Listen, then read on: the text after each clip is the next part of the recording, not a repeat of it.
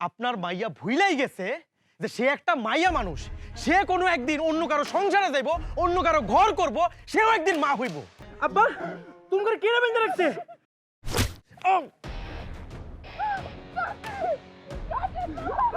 বাবা রাশেদ, রাশেদ বাবা। কিরে এক বাড়িতে টেম্পার শেষ। ওঠ ওঠ শালা, আমার সাথে পাঙ্গানি ছিলি না, এবার দেখ কেমন লাগে। ওঠ।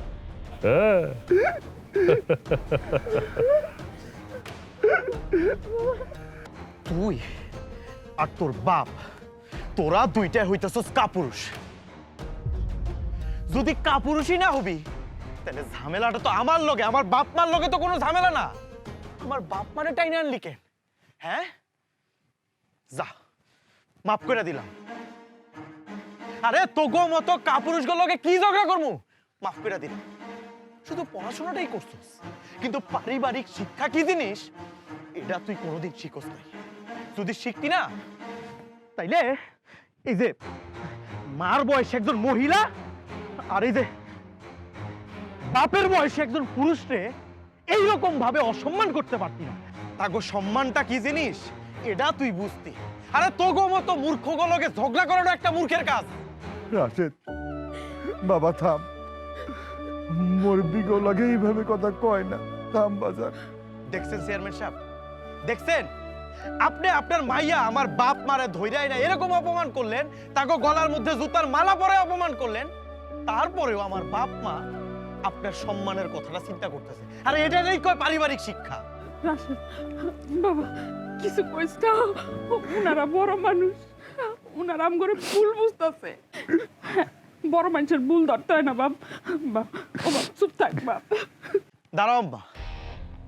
চেয়ারম্যান সাহেব অনেক তো অপমান করলেন, অনেক মারলেন, এখন তো আপনার জিদ বিঠা যাওয়ার কথা, তাই না? এইবার আপনার একটা কথা কই, এই যে আপনার মাইয়া, আপনার একটা কুলাঙ্গার মাইয়া জন্ম দিচ্ছেন না, আপনার মাইয়ারে আদর করতে করতে মাথায় তুলে ফেলাইছেন, একেবারে বাদর বানায় ফেলছেন।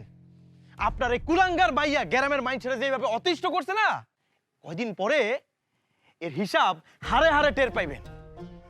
ওই যে কয়দিন পরে তো নির্বাচন, ওই নির্বাচনেই টের পাইবেন।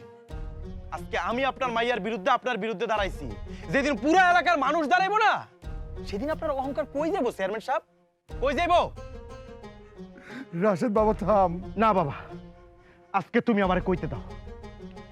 এই যে চেয়ারম্যান সাহেব, এই যে আপনি আপনার মাইয়ারে জন্ম দিছেন না, আপনার মাইয়া ভুইলাই গেছে যে সে একটা মাইয়া মানুষ।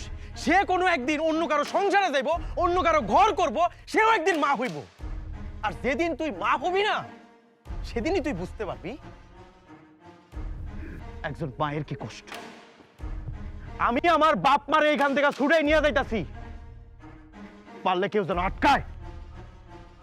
চল বা, চলো মা।